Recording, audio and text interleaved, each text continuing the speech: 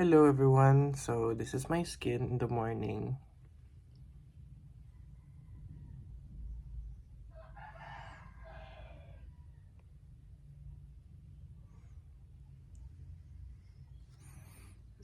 May acne pa ako dito sa leg. So I'm drinking coffee. Coffee with milk and sugar.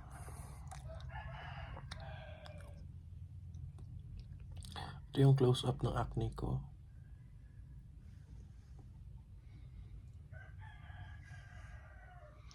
Grabe, ang dami. Ayoko na bilangan kasi ang dami talaga.